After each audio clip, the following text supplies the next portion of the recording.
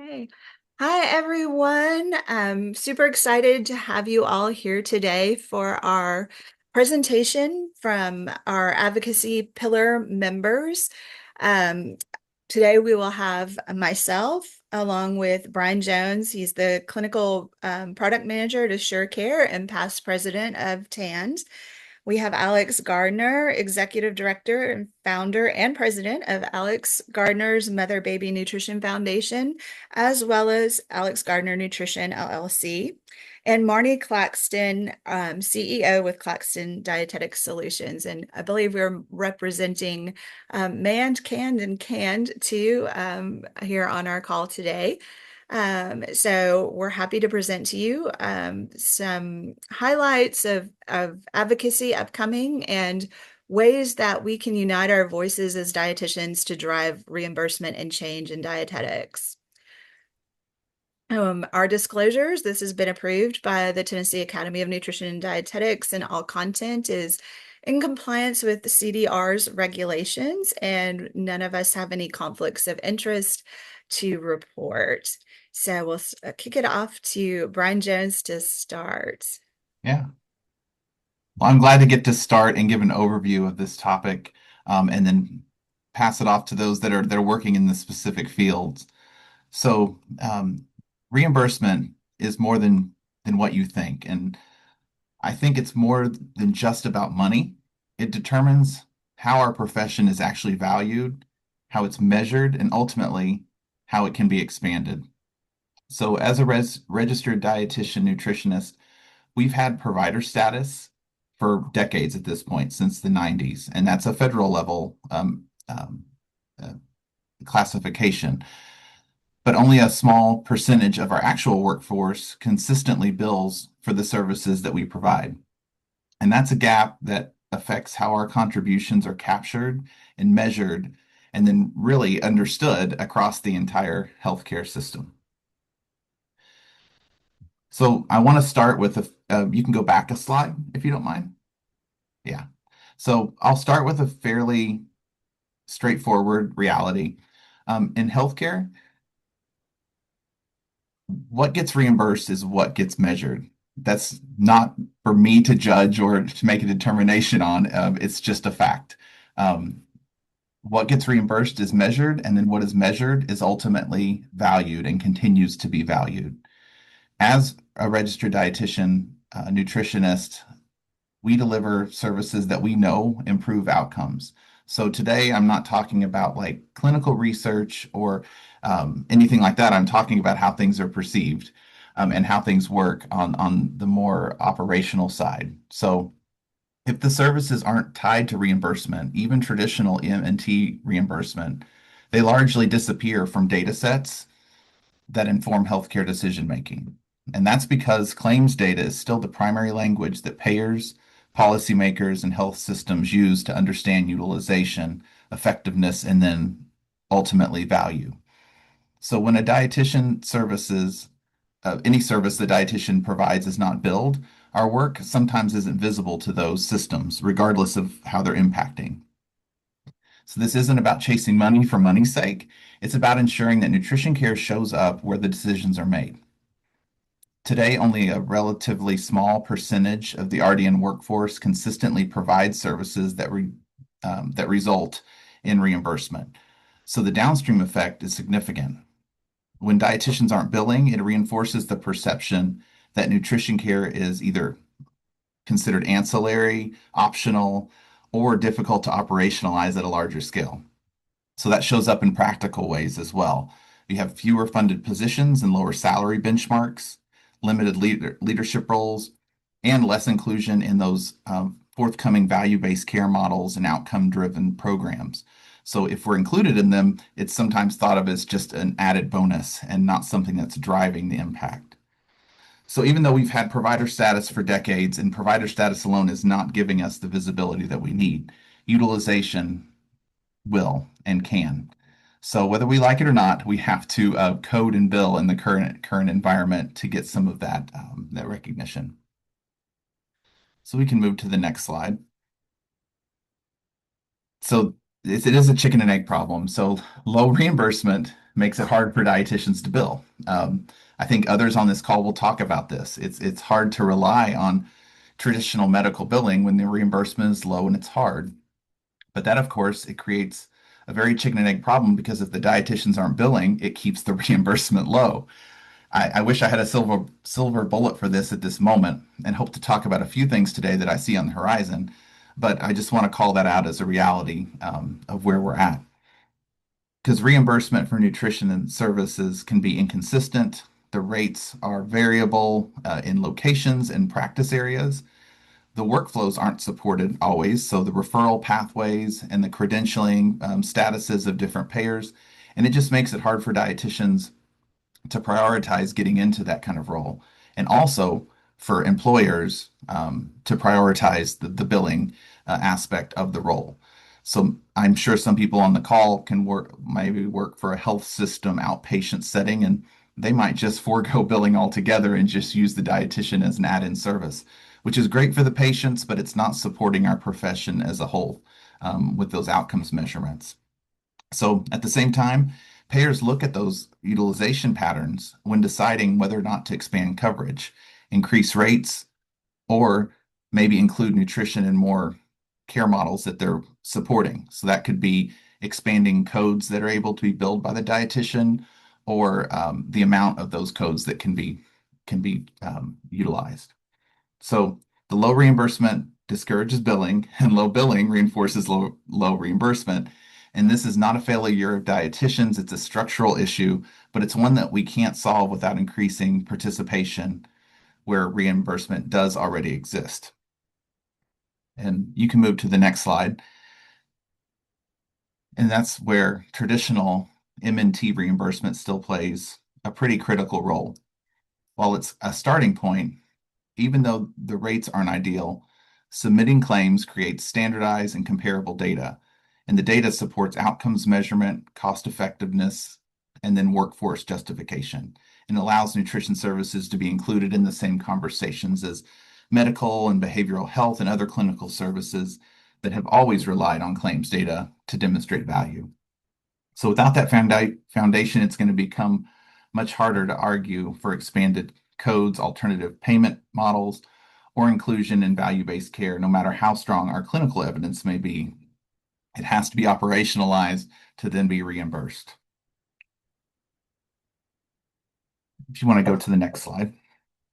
So to that end, I want to spend a moment on telehealth and some of the newer access points for nutrition services, because that's an area where we're definitely seeing some momentum. Emerging telehealth nutrition companies, both small and large, even like the small niche organizations, are helping normalize and expand access to the idea that nutrition services aren't only clinically valuable, but they can be reimbursable at scale. So the organizations are more consistently billing and aggregating data, and then reporting those outcomes across larger population. And that matters because every payer responds to scale. So one dietitian billing a handful of claims is important for those patients, but hundreds of thousands of encounters across multiple markets becomes more difficult to ignore from a payer perspective. So your Aetnas and your Blue Crosses and the larger payers start seeing that nutrition interventions are creating a healthier population, lowering their payments, and um, so they want to see more of those nutrition professionals in those roles. And that's where the telehealth platforms are demonstrating that the nutrition care can be delivered efficiently and accessibly with those measurable outcomes. So we've had medical nutrition therapy billing for many years, but we're starting to see it expand more because of those access points opening up, the referral pathways, and you know, Miss Sarah that lives down the street that has a hard time getting to the clinic, she can access her telehealth and get the information she needs. So it just opens the door to expanded coverage and those alternative payment models to be included in those. And hopefully new codes that are tied to prevention and chronic disease management beyond what we see now for more of our curative interventions that we do get reimbursed for.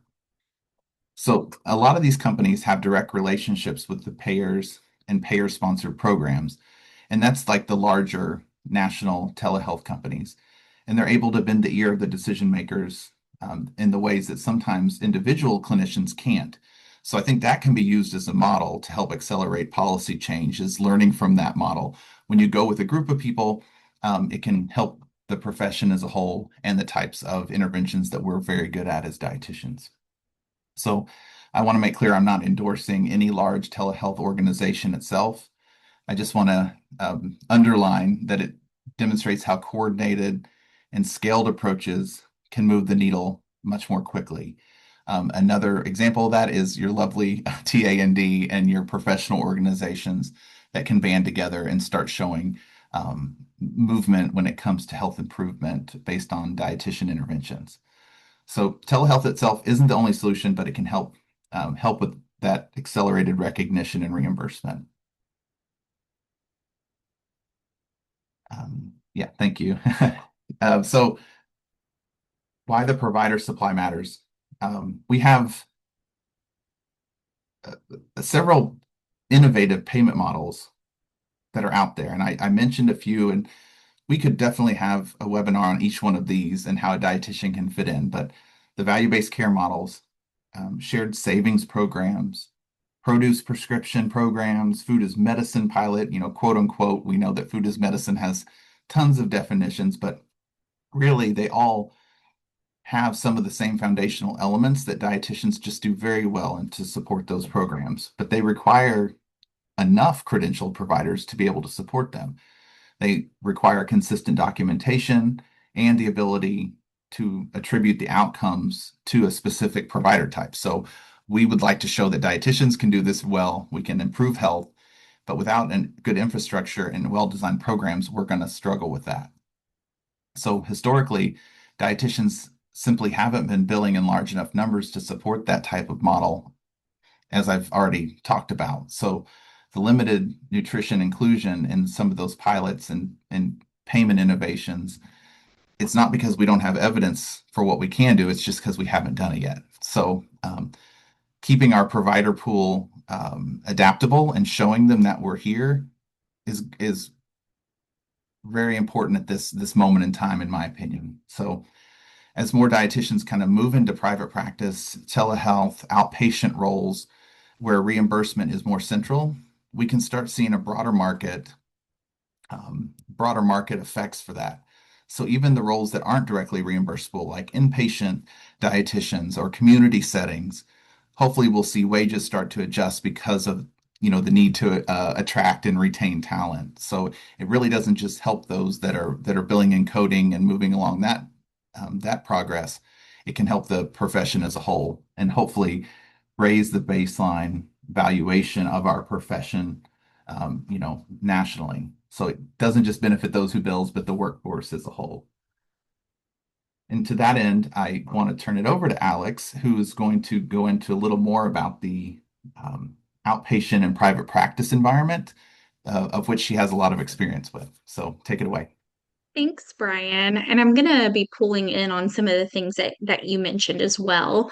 But in the outpatient space, which I've been in private practice for about 4.5 years, I'm an insurance-based practice. So I have a lot of understanding behind this topic. But historically, many private practice dietitians have gone the cash pay route because they see insurance as a challenge, because it's difficult to understand the contracting and credentialing process and how to build the different insurance companies and the nuances between the different insurance companies. And so it really puts a limit on those of us that are small fish in the grand scheme of the insurance world. And also, we see that there's a big variability between the pay from different insurance companies. And then you have these little tiny, like local insurance companies, and you have the national levels, and you have the government insurance companies. And it's just a big learning curve.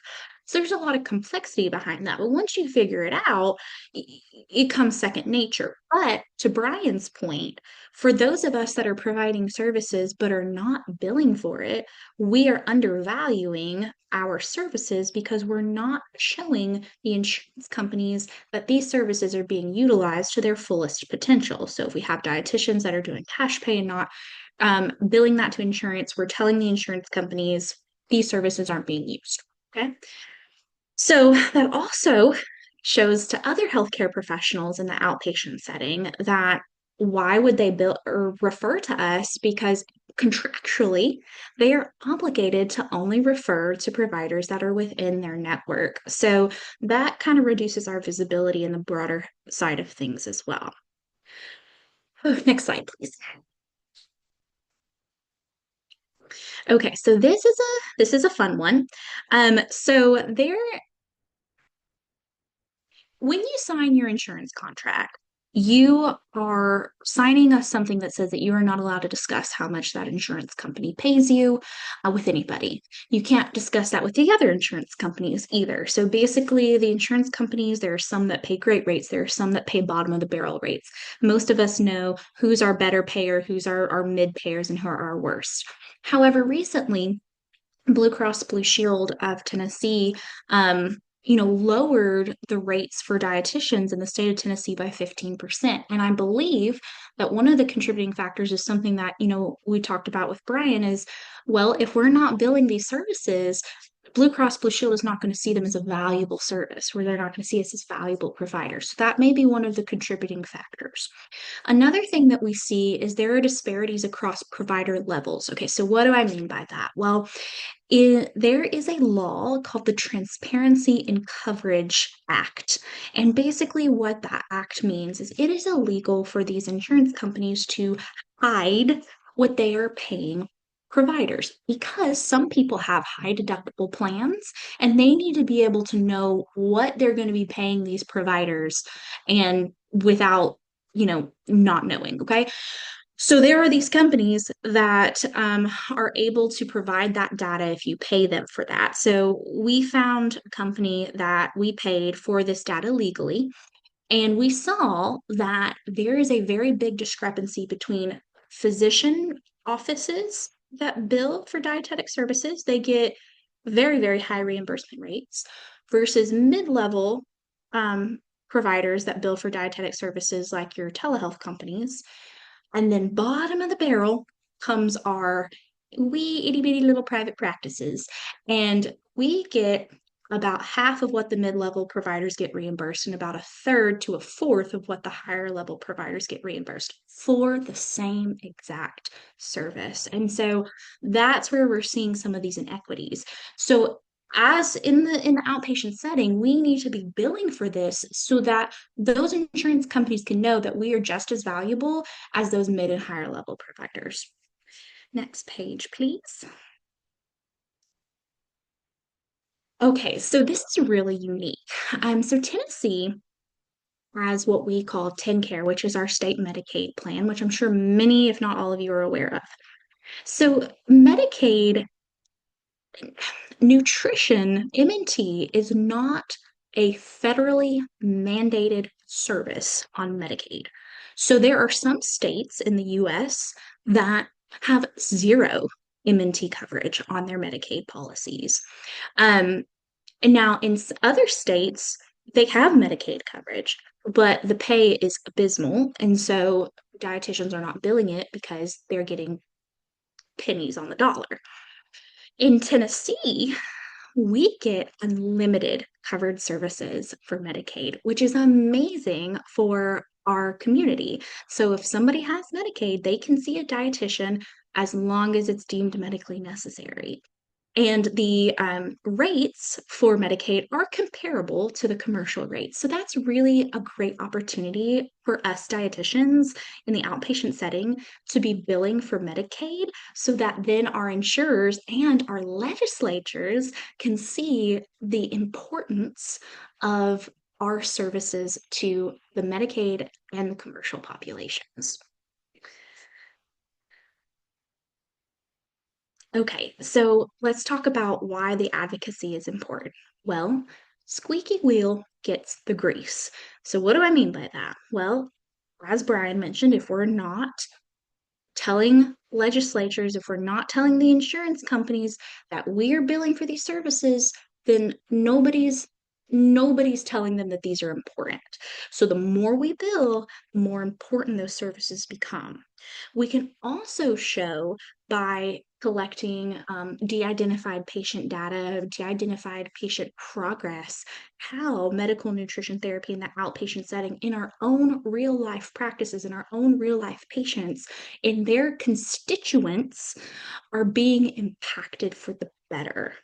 And then if we're able to consistently tell legislators, being for Hill Day, for example, or popping into their inbox, popping into their voicemail, you will get somebody in their office that you can tell their concerns to, and they listen to their constituents. So if you phrase it in that way, you are more likely to be a little bee in their ear to remind them that the nutrition is important. So when bills come up related to our pay, they have you in mind. Next page, please. So, a couple other um, considerations here. One, we need to know the business side. So, I remember when I was in college, we had one singular class, not a full semester class, but one singular class that was talked about billing and coding. And I know there's so much we have to learn about in school, but if we're going into the business side of things, we need to further educate ourselves on the billing and coding knowledge so that we can utilize this function to the best of its ability. Credentialing, again, if we're not credentialing ourselves with insurance panels, they don't see us as valuable members of the healthcare team in an outpatient setting. And if we're not credentialing ourselves with the insurance panels, we're limiting our collaboration with other healthcare professionals because they are not referring to us because we are not in network with their patient's insurance. And then data collection. This is important from a standpoint of if you want to ask for a rate increase, if your rate gets decreased and you want to petition that, all of this stuff can be helpful for showing the impact of nutrition care. Um, it's a lot of work on the back end, but it's fruitful on the other side. Next slide, please. So that was a little bit of the patient private practice side. I can talk all day on that. So if you have any particular questions, feel free to drop them in the chat for the end of the webinar. And now we're going to look at the other side of the coin, which is the inpatient and acute care for Marnie. Hi there. Thanks, Alex. So we're going to transition a little bit over to inpatient and acute care practice now. So for those of you that know me, yes, I am in education now, but my past couple of decades of life before entering into academia was spent as a clinical nutrition manager and a dietitian in the inpatient and acute care setting where was constantly challenged with finding ways for advocating for my team to be at the table and to let the promote the value of the registered dietitian in this area of practice. So, as we all know, as dietitians, we know nutrition care saves lives, but often, as Alex and Brian have mentioned today too, our services, especially in inpatient acute care or even outpatient acute care, are under-recognized and under-reimbursed. And I think one point that had hit home that Brian mentioned earlier is billing on the outpatient side most often is not done under the individual RD's MPI number, most likely due to staffing turnover or lack of support on the financial and billing side from the hospital. This was one place I always like to advocate for our dietitians getting our own billing under our own MPI to help raise awareness in the data sets of how much that we do and how much we contribute to quality outcomes within the hospital setting for our patients. So today I'm focusing a little bit on the topics of malnutrition, a little bit of a brief overview, and then how the Medical Nutrition Therapy Act, that is federal legislation that is coming up this session, is essential for our patients in our hospitals and our profession, especially in Tennessee, because we face a higher our patients are typically sicker and facing more chronic diseases than perhaps in other parts of the country. And then also in terms of our rural safety net hospitals and how our services can help add to solvency of those settings as well. So we all know that malnutrition is one of the most underdiagnosed conditions in acute care, and about 20 to 50% of hospital patients are malnourished or at risk. And we all know it's been well documented in peer-reviewed journals and indexed by the NIH that malnutrition is associated with longer hospital stays, higher readmission rates, increased complications, and higher mortality. So in Tennessee, a talking point with our legislators is that we see even higher rates of this chronic disease and food insecurity and strains on our rural healthcare facilities too, where this issue is magnified. And then the other thing to point out is just how important the dietitian's role in the prevention, identification, and treatment of malnutrition in the acute care setting is, not only in terms of capturing reimbursement for malnutrition. You can, if both the physician and the registered dietitian appropriately diagnose the same type of malnutrition, we can increase the amount of reimbursement that comes into that code. So it goes from being a comorbid condition to a major comorbid condition, which what actually does is captures increased revenue for the hospital system that's already been spent on these patients. And the ways that I have used some of this data collection in the past is to justify hiring more dietitians to help out with the workload, proving value in keeping positions when positions come up on the chopping block, and contributing to quality outcomes measures. So now malnutrition is not a mandatory one with some accrediting agencies such as the Joint Commission, but is one that facilities, if they do an excellent job at this, can be recognized for from those accrediting agencies. So another important thing to think of about this topic is that we're not advocating to add cost to our patients. We're advocating to capture the care and the quality that's already there and show the value of the registered dietitian to the bottom line for hospital systems. So along with malnutrition, the Centers for Medicaid Services also has many quality programs. And Brian had touched on this earlier too, um, uh, where nutrition care is very important. So CMS continues to move towards value-based purchasings and programs like hospital value-based purchasing and readmissions reduction programs. And this directly ties reimbursement to outcomes that nutrition care influences. So we all know outside of malnutrition, nutrition care can impact infection rates. We can help improve or prevent infection rates. We can prevent pressure ulcers from occurring. We can help aid in wound healing, improving functional status of our patients, and preventing readmissions. Yet and like Alex had alluded to in the private practice setting, our services aren't visible in the payment models. And so the data is just not there supporting us. So the disconnect isn't because the nutrition lacks value, it's because policies haven't kept pace with the evidence that we have. And another key piece is to make sure that your dietitians are involved in the many quality improvement programs that go on within the hospital. This can help for your administrators to also advocate for coverage of your services in the future, and help just add to the visibility of the dietitian in the inpatient setting, so that we're seen as a valuable cost-saving role, not a expense role, if you will. And so how can the Medical Nutrition Therapy Act help us on the acute care side? And just to review again, the Medical Nutrition Therapy Act is a bipartisan effort of federal legislation to modernize Medicare coverage for nutrition care.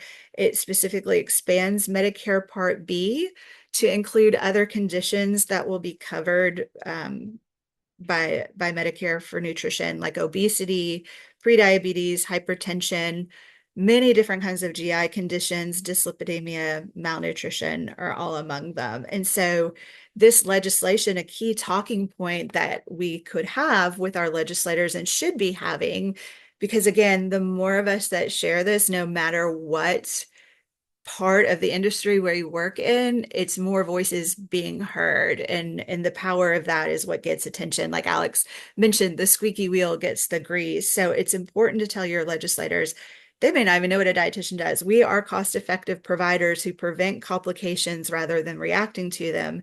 And for Tennessee, this matters because our services support continuity of care. And I think this is very important. We could with this act close the gap of care from hospital to outpatient with a smoother transitions of care. And then that is what will be impactful for helping to prevent readmissions, because we all know that inpatient care doesn't end at discharge. Without access to outpatient MNT, patients often return sicker to the same hospital and with the same or worsened nutrition-related issues. So this act closes the gap by ensuring that patients can continue nutrition therapy after discharge, know that it will be covered, reduce readmissions, and improve long-term outcomes. Maybe we'll finally see some national dents in readmissions nationwide, and more data that supports this is how our nutrition services, this is the number of outpatient dietitians that are helping to prevent these readmissions. And maybe we see slight declines in heart disease and obesity and GI conditions, those types of things. So the Medical Nutrition Therapy Act itself is not really an expansion of our scope of practice. It's the same scope of practice that we've always had. It's just aligning policy with care and coverage. So think of it as a great way for care alignment and improving critical access to dietitians services. So in Tennessee, the key advocacy messages I think that we should share are that Tennessee faces highest rates of diabetes, other comorbid conditions, and at the same time, our hospitals are operating on very thin margins, especially our rural safety net hospitals. I think this message is potentially can speak home to our legislators right now, because Tennessee has been granted, I believe, over $200 million in funds to help support access to healthcare, food, nutrition, specifically in the rural environments. And so I live in a rural community.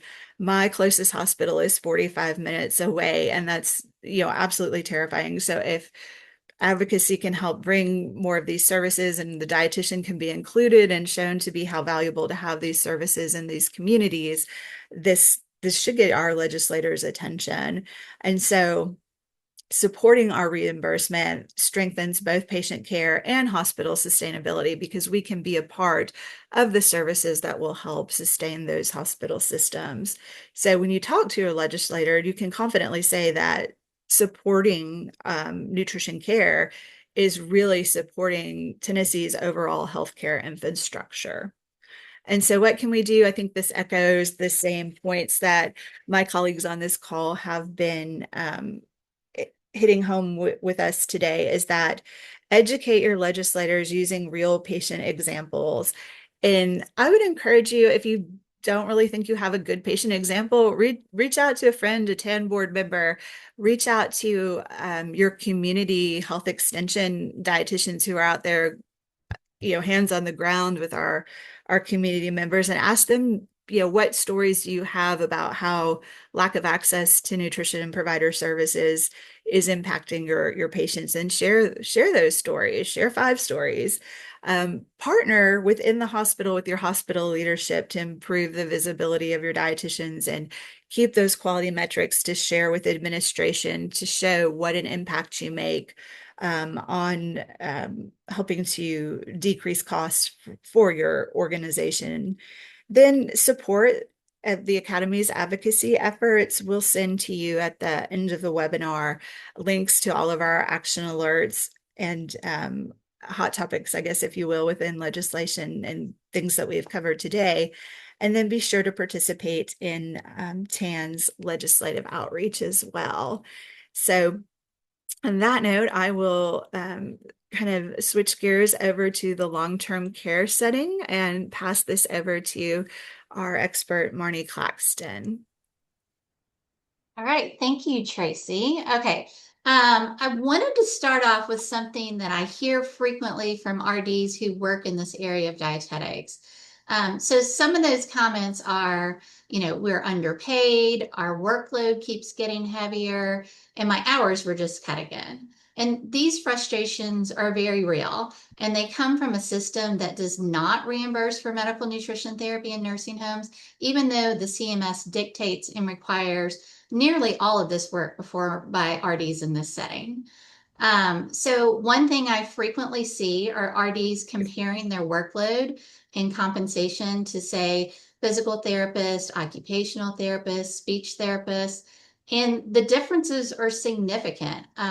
RDs can be responsible for managing up to 80 to 120 residents per building.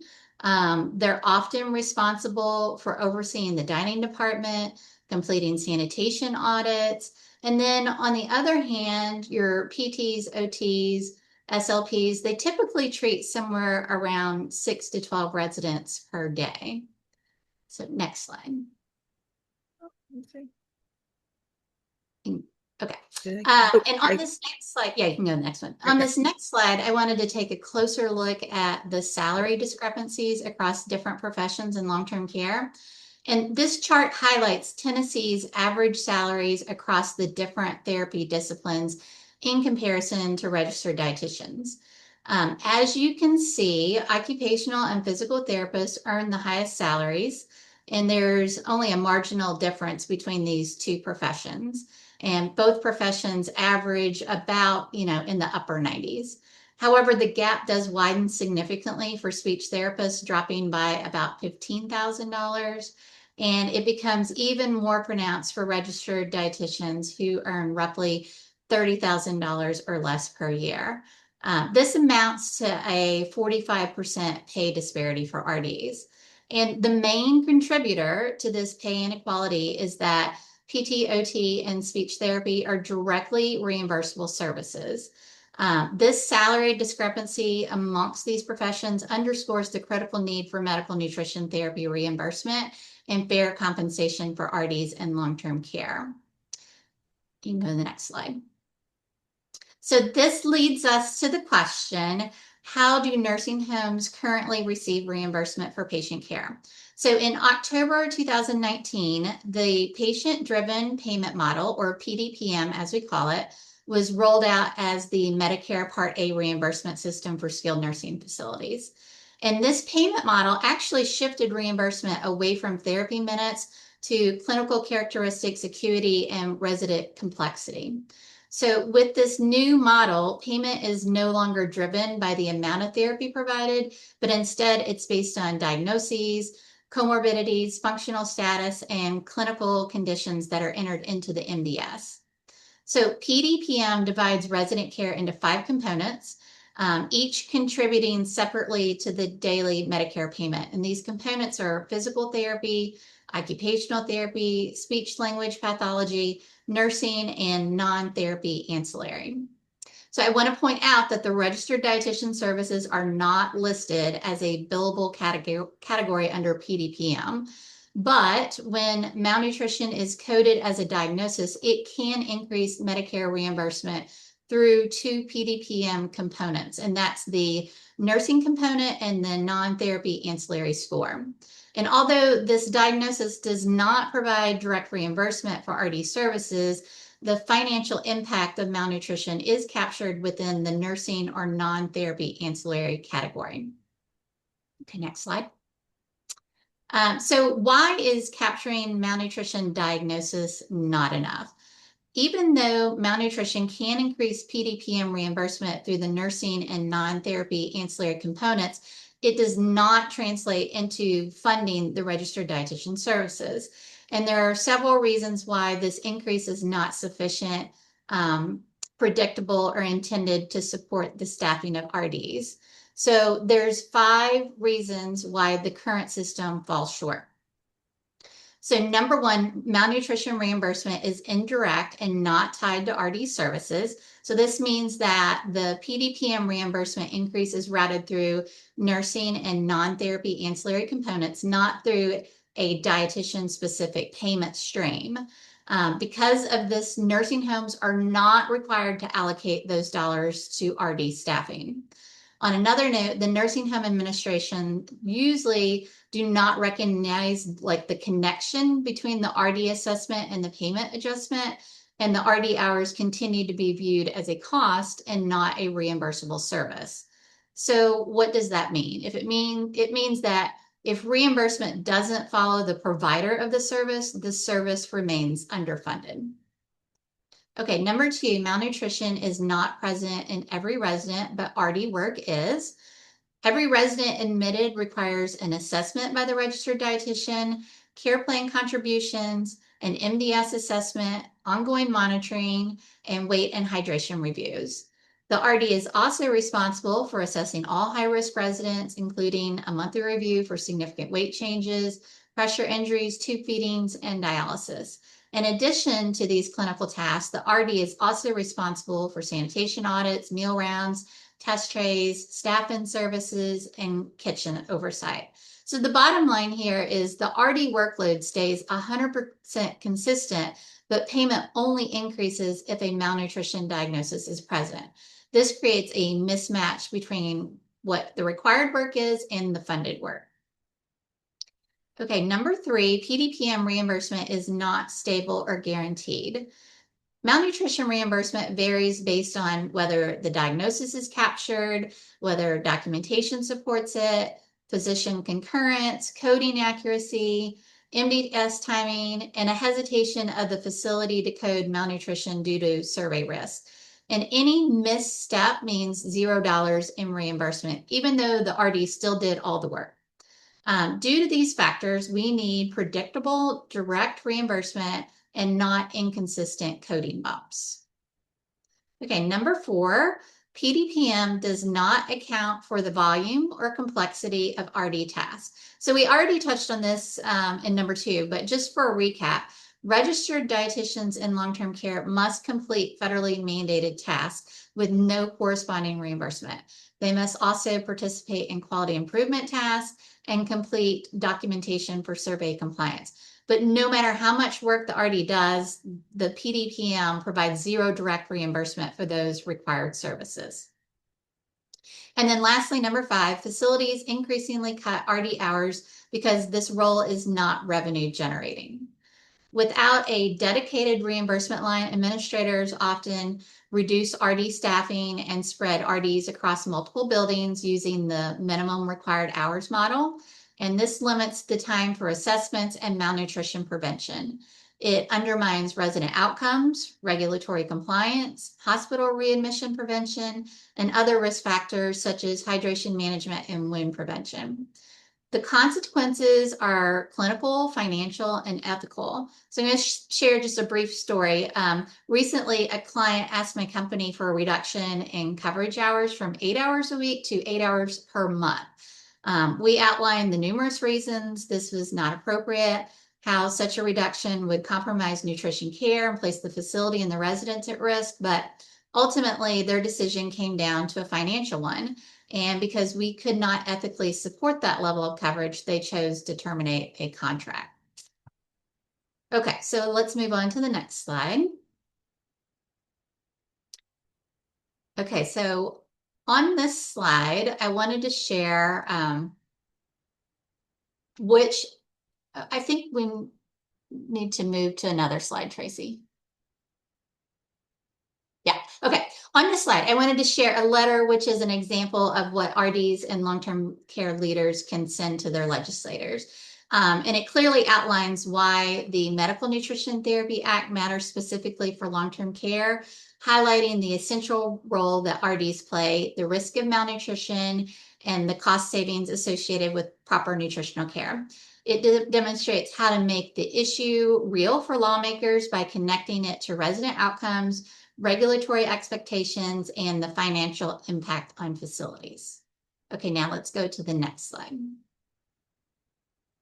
Okay, and on this slide, I've provided a handout that can go along with the letter. And this handout breaks down exactly why reimbursement for registered dietitian services is essential in long-term care and how it aligns with both Tennessee Medicaid Case Mix Index and the PDPM model. It highlights the direct impact RDs have on resident outcomes, cost savings, and overall facility performance, while showing that proactive nutritional care prevents complications, reduces hospital readmissions, and supports a growing vulnerable population. So my goal in sharing this is to give you a clear evidence-based snapshot you can use when advocating with legislators or your facility leadership. It demonstrates that reimbursing RD services isn't just the right thing to do for residents, but it's also a fiscally responsible strategy that strengthens care quality across our state. Okay, next slide. So in conclusion, as we've seen today, the challenges facing registered dietitians in long-term care are not rooted in a lack of clinical value, skill, or impact, but rather they stem from a reimbursement structure that does not recognize or support the essential work we are required to perform. Yet, unlike PT, OT, and speech therapy, our work is not tied to billable service line, and the facilities often feel pressured to cut RD hours to reduce costs. The salary disparities across disciplines, the increasing clinical demands, and the loss of RD staffing all point back to the same root cause. Without direct reimbursement, our profession cannot be sustainably resourced. And that's why advocacy, in my opinion, is not optional, it's essential.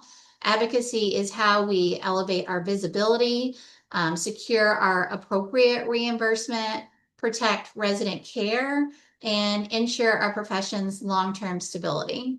Whether it's educating administrators, engaging legislators, submitting action alerts, or simply using our voices within our facilities, every effort contributes to meaningful change. So on that note, I'm going to turn it back over to Tracy for final thoughts and how to advocate within TAND. Thanks, Marty. So now if you all have any questions, we'll go to the chat and answer those. I did just share a little diagram here, and we'll put this as a leave behind for you all.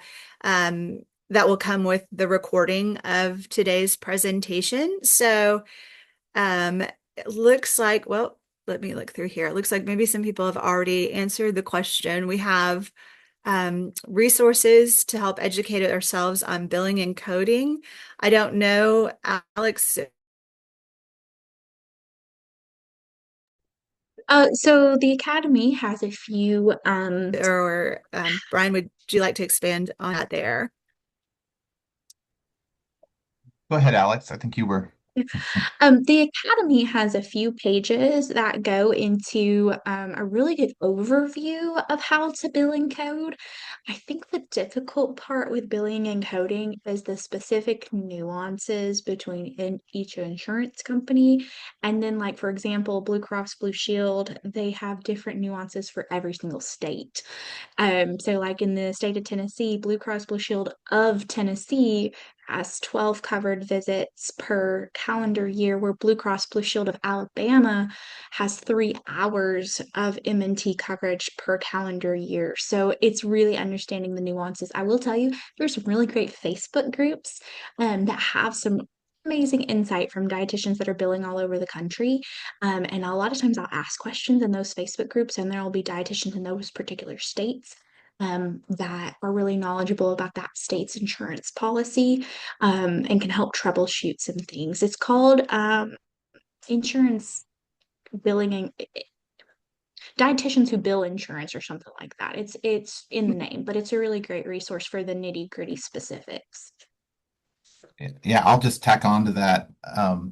I know the Academy over the years, even in the years I've been like NSPS for TAND, they've got away from like being more prescriptive with how to bill and code into more of a supportive role. and more general, which makes sense. They're a national organization, and as Alex pointed out, there are many payers in every state. I think it's a great place to start, and then you can certainly dig in more. There are more and more companies that are helping dietitians bill, some that are specific for dietetics and some that are just broader for any type of provider.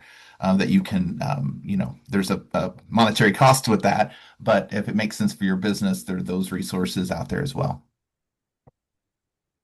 Let's see. Where is this?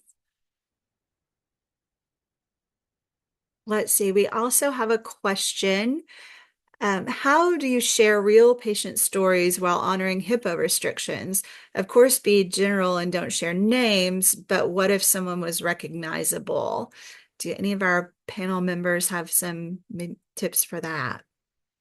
So I tend to share a lot of patient stories with other patients to kind of provide like this is what I had a previous patient do and it worked for them, things like that.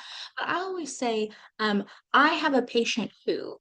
And if I'm talking to a legislator, I'll say, I had a patient who had gestational diabetes, but with working for me, she was able to manage it without insulin, and her numbers were XYZ, and she had no complications. Her baby was appropriate for gestational age, and she ended up not having to worry about her A1C levels as she got older and things along those lines. So that I usually just say, I have a patient who.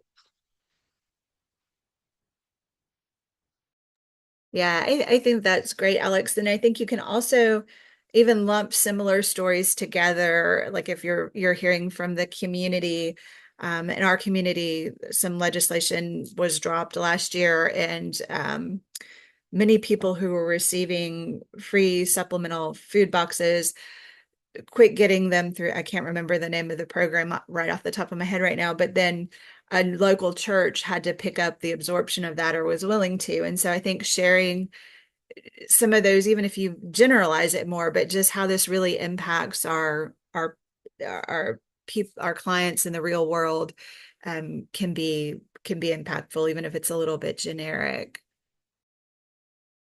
I don't know if Marnie, you have any other tips with your population?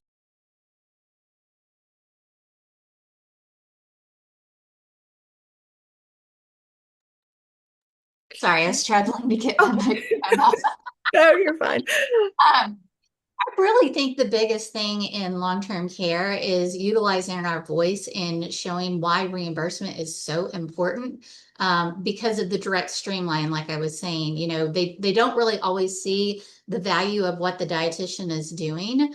And it's really important to make sure that everybody that works in long-term care understands what we're doing, and not only what we're doing, but the interventions that we're putting in place is a cost-saving factor.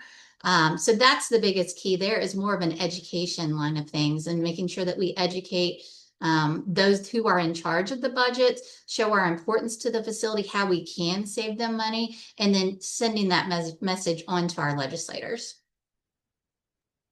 Yeah, absolutely. And I think most everybody on our panel today would agree too. I think with the Make America Healthy Again movement, we do have an opportunity to get a lot of attention. I know some of it is not, some of the pieces of it aren't what we want it to be, but this is our field of expertise. This is our area. And so kind of sharing with them how we can contribute to what they're already working on and be an expert resource is really important too, along with those patient stories.